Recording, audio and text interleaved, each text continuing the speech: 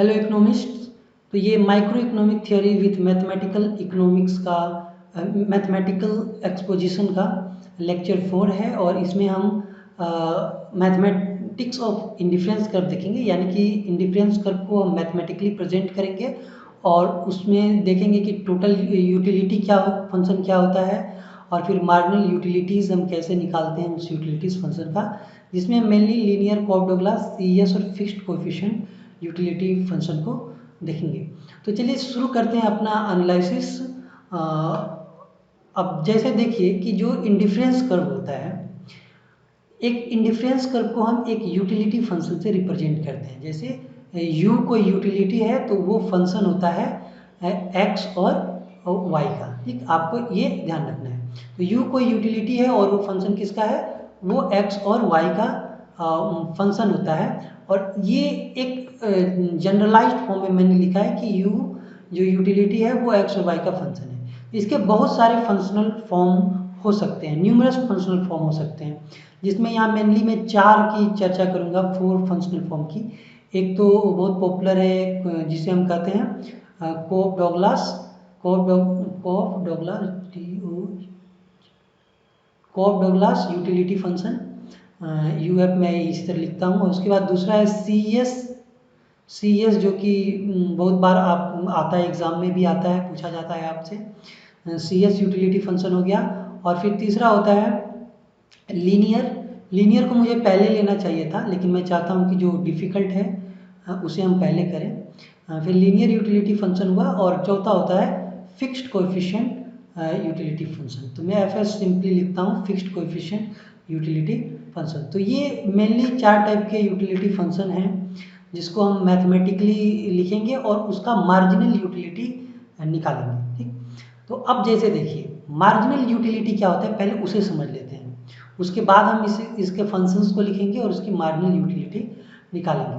तो marginal utility जो होता है वो होता है कि x में चेंज होने से y में कितना चेंज होता है, यानी कि यूटिलिटी कितनी चेंज होती है। अगर मैं x को एक एडिशनल यूनिट बढ़ा दूं तो यूटिलिटी में कितना चेंज हो जाएगा। यानी कि अगर ये इंडिफरेंस कर्व है, आप देख रहे हैं यहाँ पर y है, यहाँ पर x है।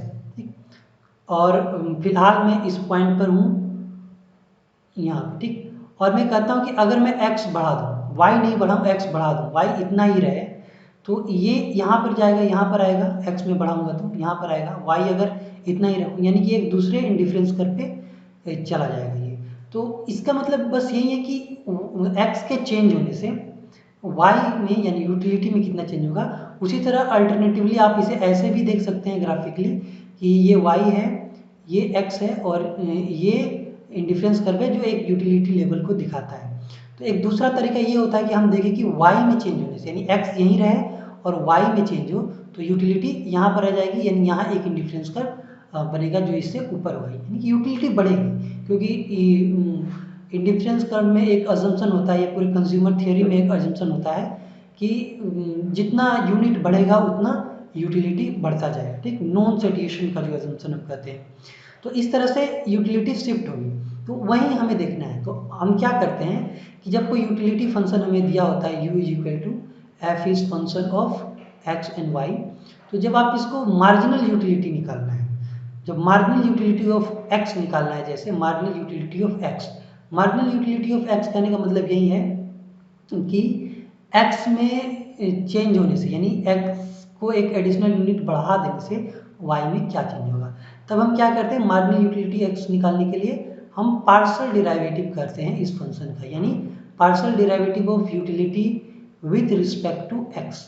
उसी तरह जब मार्जिनल यूटिलिटी ऑफ वाई निकालना होता है तो हम पार्शियल डिराइवेटिव करते हैं विथ रिस्पेक्ट टू वाई। और पार्शियल डिराइवेटिव आपको मैथमेटिकल इकोनॉमिक्स लेक्चर्स में मैं बता चुका हूँ, तो आप वहाँ जाकर देख सकते हैं और यहाँ भी थोड़ा सा आपको आइडिया मिल जाएगा। तो चलिए एक एक करके हम इसे समझते हैं कि अलग अलग यूटिलिटी फंक्शन कैसे होते हैं और उसके मार्जिनल यूटिलिटी कैसे निकलते हैं, उसका क्या इंटरप्रिटेशन होता है। ये एक बात और ध्यान रखें कि ये जो मैं बता रहा हूँ आपको, इसका एप्लीकेशन अगले वीडियो में होगा मार्जिनल रेट ऑफ सब्स्टिट्यूशन में, तो इसीलिए आप इसका प्रैक्टिस अच्छे से कर लेंगे जो मैं यहाँ पर बताऊँगा। अब जैसे देखिए इस डायग्राम को देखें, तो ये डायग्राम क्या दिखा रहा है कि ये यूटिलिटी फंक्शन जो आप देख रहे हैं, ये इंडिफरेंस कर्व, ये कोप डगलास यूटिलिटी फंक्शन का है, जिसे आप इस तरह से लिख सकते हैं u is equal to x to the power alpha and y to the power beta. तो ये जनरल फॉर्म है कोप डगलास यूटिलिटी फंक्शन का। अब ये जो यूटिलिटी ये लाइन देख रही है, ये कोई स्पेसिफिक यूटिलिटी फंक्शन है जिसके लिए ड्रॉ किया गया है। ये जो ड्रॉ किया गया है लाइन, ये है u इज इक्वल टू, यानी कि utility is equal to x to the power 0.5 and y to the power 0.5, जिसे आप ऐसे भी लिख सकते हैं एक्स एंड वाई, ऐसे भी आप लिख सकते हैं। तो इसके लिए ये लाइन ड्रॉ किया गया है। तो ये स्पेसिफिक यूटिलिटी फंक्शन हो गया, और ये हो गया उसका जनरल फॉर्म। इसमें मैंने अल्फा और बीटा का कोई वैल्यू नहीं लिखा है, और स्पेसिफिक कब हो जाएगा, जब मैंने अल्फा बीटा का वैल्यू यहाँ पर रख दिया। उसी तरह ये सी एस यूटिलिटी फंक्शन है। तो ये जो simplest C S utility function है उसका ये कर्व ड्रॉ किया हुआ है। तो ये जो simplest C S utility function होता है, ये इस तरह आप इसे लिख सकते हैं। यूटिलिटी ये हो गया यू यूटिलिटी, और यहाँ पर आपने एक्स ले लिया, और यहाँ पर रो का सिंबल ले लिया। ये पी नहीं है, ये रो है, ग्रीक लेटर है ये। और फिर y पर भी हमने एक एक्सपोनेंट दे दिया रो, और फिर उसके बाद हमने यहाँ पर इस पर एक्सपोनेंट दिया 1/रो। ठीक, ये मुझे इसे मैं थोड़ा अच्छे से लिख देता हूँ, ये यहाँ पर नहीं होना चाहिए, ये एक्सपोनेंट यहाँ पर होना चाहिए 1/रो। तो ये इसी यूटिलिटी, ये सी एस यूटिलिटी फंक्शन का एक जनरल फॉर्म है, जो कि बहुत सिंपल है। क्योंकि और भी कॉम्प्लेक्स फॉर्म लीजिएगा तो यहाँ पे आप एक कोएफिशिएंट लगाइएगा, टेक्नोलॉजी कोएफिशिएंट, फिर यहाँ पे आप एक कोएफिशिएंट लगाइएगा अल्फा, फिर यहाँ 1 माइनस अल्फा दीजिएगा। तो उस कॉम्प्लेक्स फॉर्म में अभी मैं नहीं जा रहा हूँ, पहले आप सिंपल को समझ लें, उसके बाद कॉम्प्लेक्स को हम समझ ही लेंगे। स्टेप बाय स्टेप ही हम आगे बढ़ेंगे। तो ये तो जनरल फॉर्म हो गया, और ये जो पर्टिकुलर लाइन आपको ड्रॉ करके दिख रहा है, ये जो इसका जो स्पेसिफिक फॉर्म है, ये इस तरह का एक यूटिलिटी फंक्शन है, जिसके लिए ड्रॉ किया गया है एक्स टू द पावर 0.5 और फिर plus y to the power 0.5, और उसके बाद यहाँ पर 1 बाय, यानी कि यहाँ 1/0.5 अगर मैं लिखूँगा तो ये 2 हो जाएगा, तो ये 2। तो उसी के लिए ये लाइन ड्रॉ किया गया है। तो ये स्पेसिफिक फंक्शन है, specific C S utility function है, और ये इसका जनरल फॉर्म है, जो कि एक सिंपल फॉर्म में लिखा हुआ है। अब आते हैं नीचे थोड़ा, इन दोनों यूटिलिटी फंक्शन को देखिए। ये है परफेक्ट सब्स्टिट्यूट और ये है परफेक्ट कंप्लीमेंट। तो परफेक्ट सब्स्टिट्यूट में क्या होता है, इसका जो फंक्शनल फॉर्म होता है, इस तरह हम इसे लिखते हैं u is equal to alpha x और प्लस बीटा वाई। अगर आप अल्फा और बीटा को 1 मान लें, यानी कि अल्फा प्लस या वो alpha is equal to beta is equal to 1, दोनों अगर 1 हो गए, तो ये जो यूटिलिटी फंक्शन होगा ये कुछ इस तरह हो जाएगा, u is equal to x plus Y.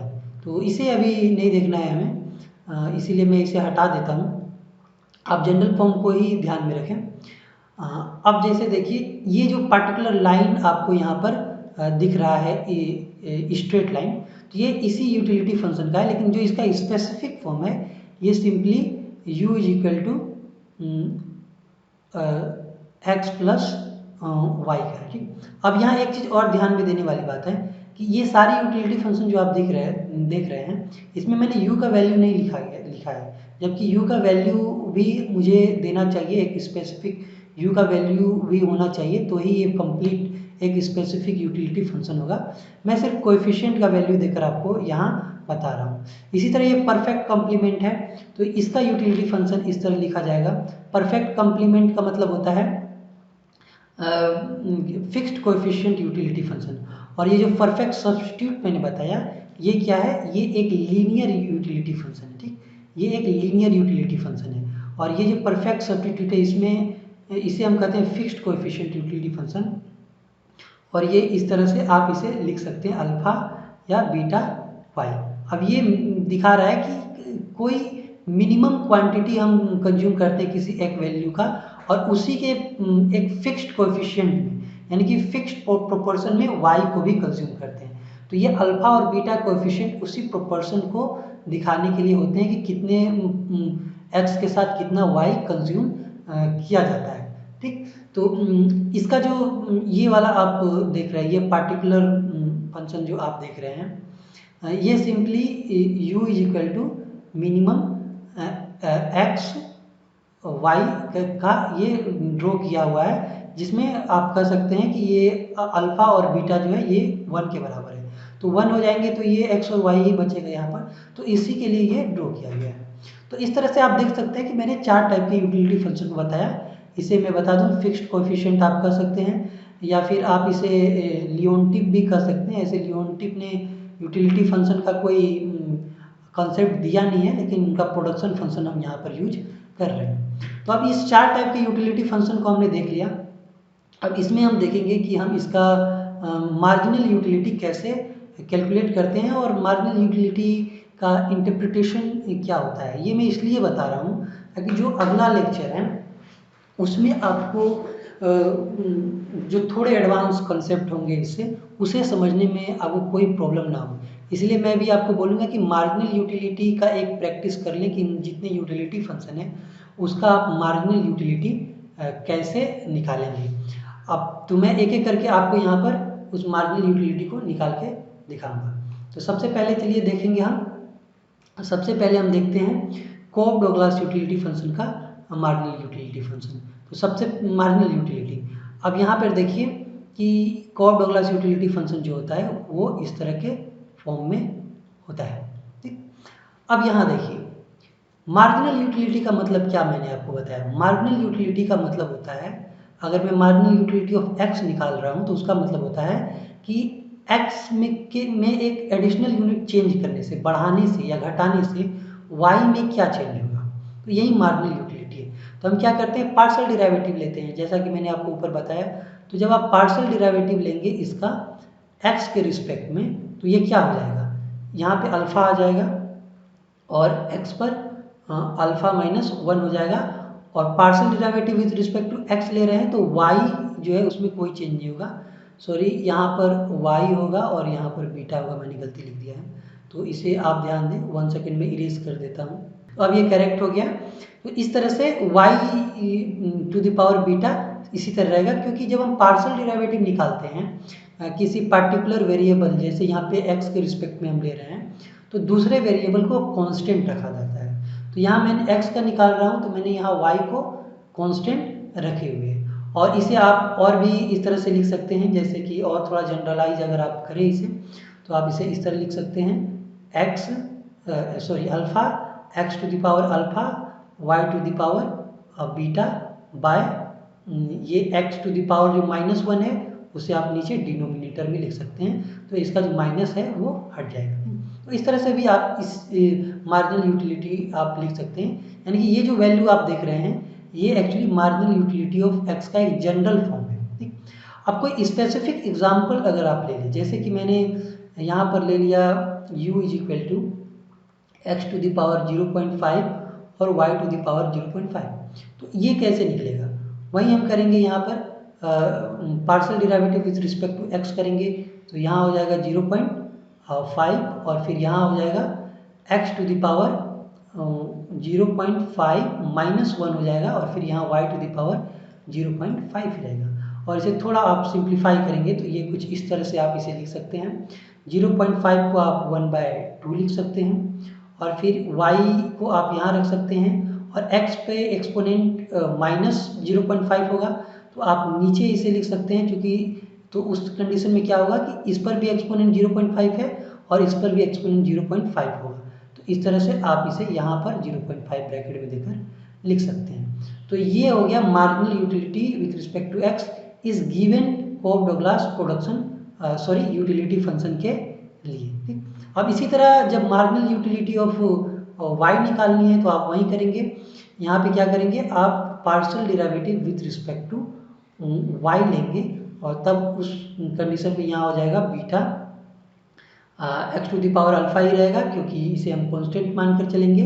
फिलहाल हम y के रिस्पेक्ट में कर रहे हैं, इसीलिए अब यहाँ देखिए y पे जो बीटा है उसमें -1 एक्सपोनेंट हो जाएगा।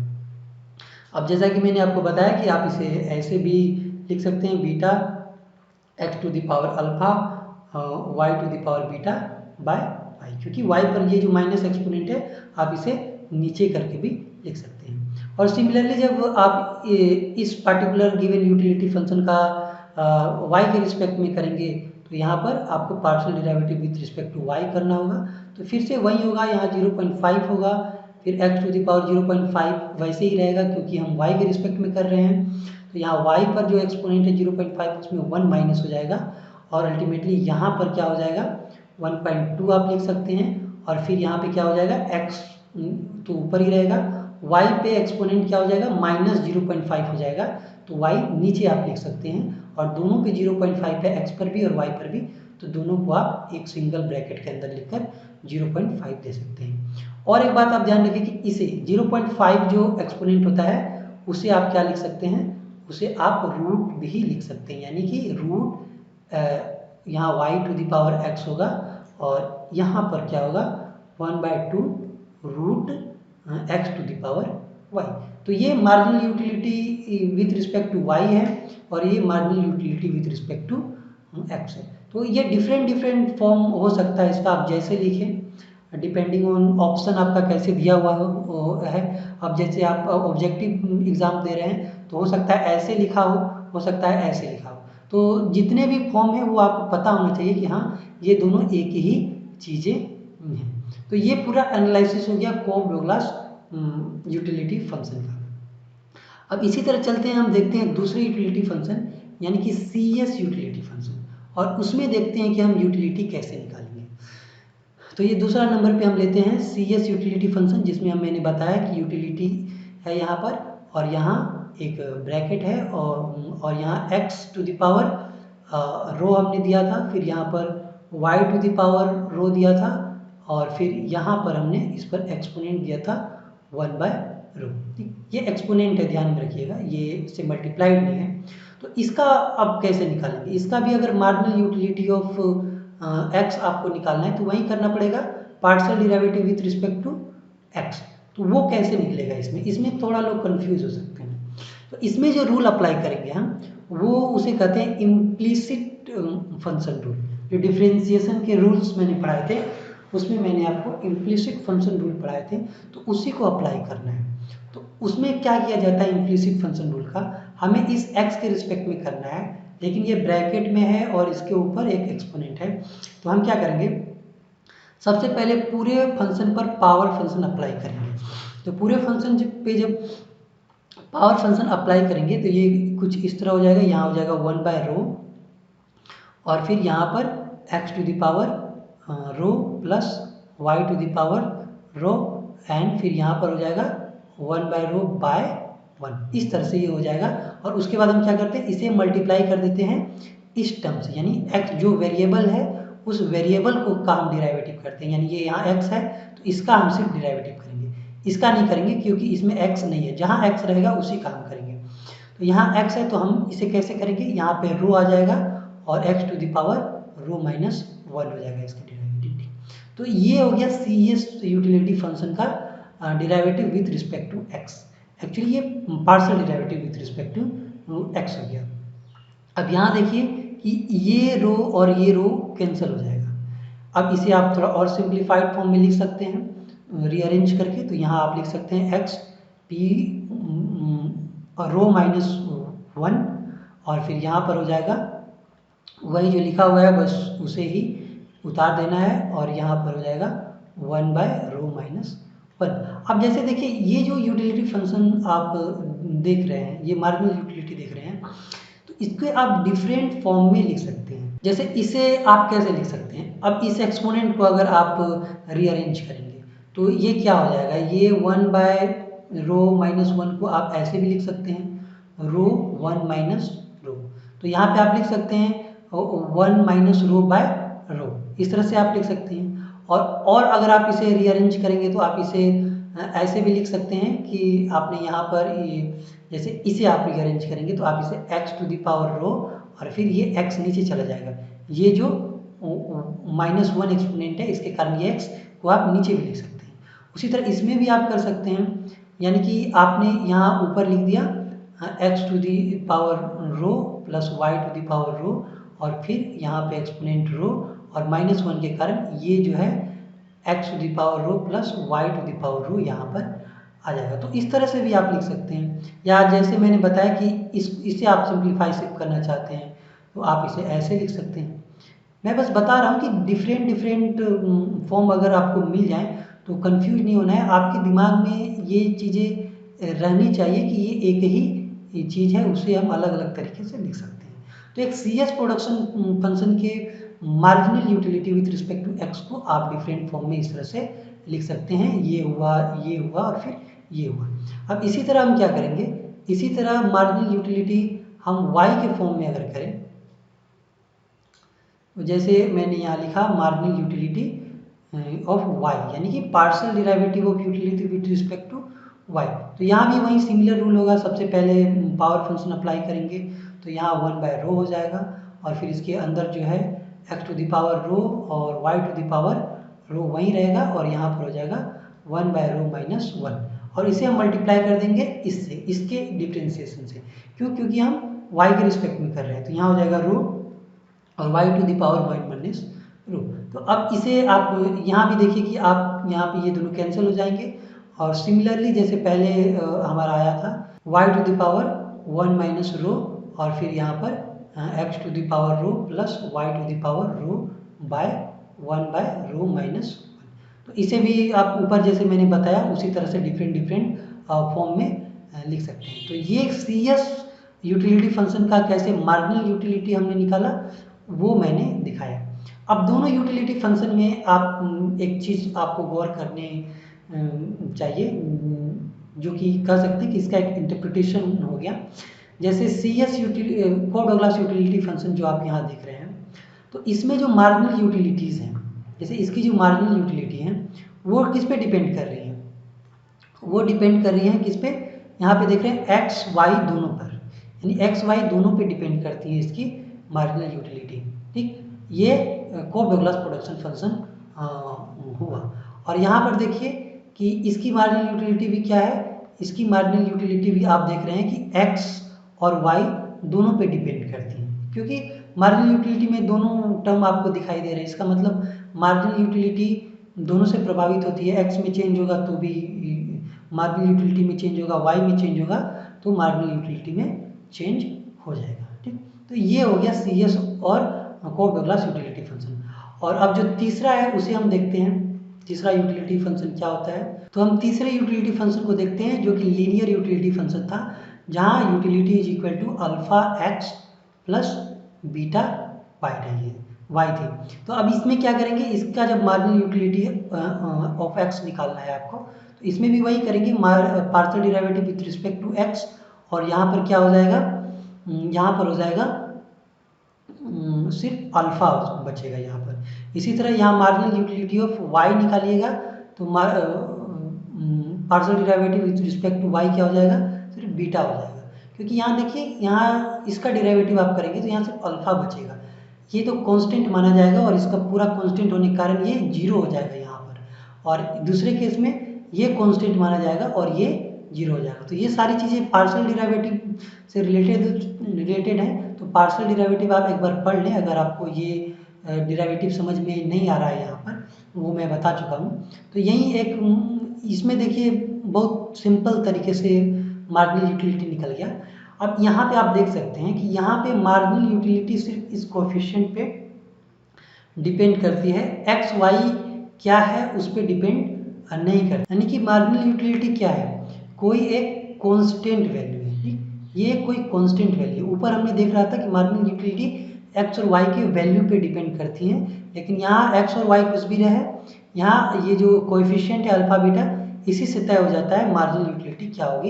यानी कि इसका जो लाइन, इसीलिए हमने देखा कि इसका जो एक लाइन है वो एक स्ट्रेट लाइन है। यानी कि अब मार्जिनल यूटिलिटी कांस्टेंट होने का मतलब क्या हुआ कि अगर आप 1 यूनिट ऑफ एक्स बढ़ाने से आपको 5 यूनिट यूटिलिटी बढ़ जाती है, तो अगला 1 यूनिट बढ़ाने से फिर 5 यूनिट आपकी यूटिलिटी बढ़ेगी, तीसरा 1 यूनिट बढ़ाइएगा तो फिर 5 यूनिट यूटिलिटी बढ़ेगी।